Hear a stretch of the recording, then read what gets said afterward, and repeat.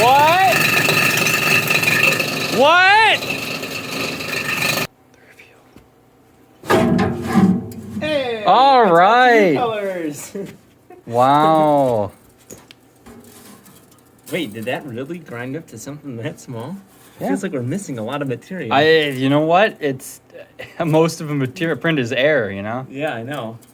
Wow. I wonder how it'll fare with solid material. But that's beautiful. That's great. This is great. This is good. I like that. This I think this project has a chance for like real success now. You're not using that thing? Yeah, now that we're not using our blender. Alright, we'll lift it. You're supposed to get the shot from in here, but yeah. So there's a bunch, if you look up there, get a shot up there, you can see where the static holds it. Wow. Wow. So you can see that. Just how much. Plus the stuff that hasn't gotten shredded yet. Right, because that didn't, but it gets blown back up here. Oh, this didn't make But it. I mean, as you put in more and more material, it all kind of, Right. it all works out. But I think it's interesting to notice all the stringy stuff, right?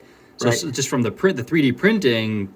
Right, because it's you wouldn't dip that probably with an injection molded plastic. It's the fact that it's already has layers to it.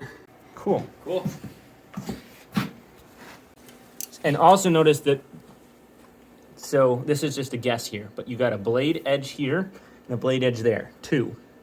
But you don't want to you don't want to put too much force on the motor. So it's going to take a certain amount of energy to break through there. Now, once it's running, that's not going to take much. But that's going to take energy out of the system, right? Hitting this scissor action there. So the fact that there's 3 blades means you don't have, if you just had 2 blades, they'd both be contacting at the same time. The fact that you got 3 blades, they alternate. That one, scissor action, look out. See if I can, like that. It's manually operated. Scissor action there, and then scissor action down here. And that goes around like that. Wow. And then it scrapes it through once it's small enough. So it's going to keep getting chopped up in here. The fact that it's open. This might be a place for kickback to give you space so it doesn't get clogged up. It also is, if it comes in this side, it's more likely to be thrown up here and come back versus getting tossed back up the chute, probably, would be my guess. But otherwise I don't know why you'd have that there. And this thing's been running for 31,000 hours. 31,968 hours. 32,000 hours. It's like just a rounding error. It's more than my van. That's only got about 1,000 hours on it.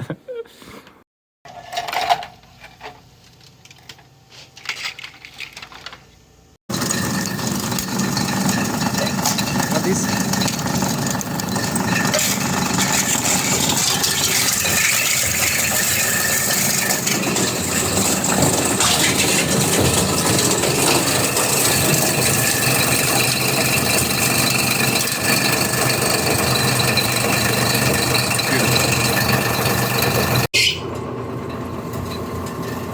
Go for it. All right. Just throw it in there. You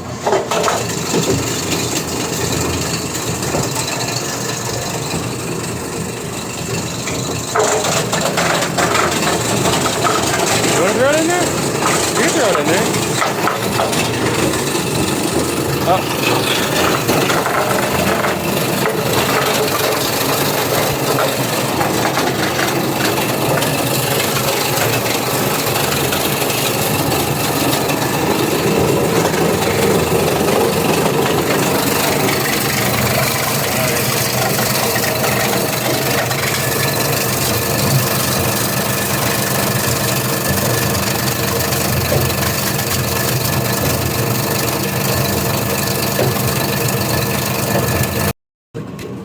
What is this even supposed to be? Yeah. Oh, Wow. Yeah.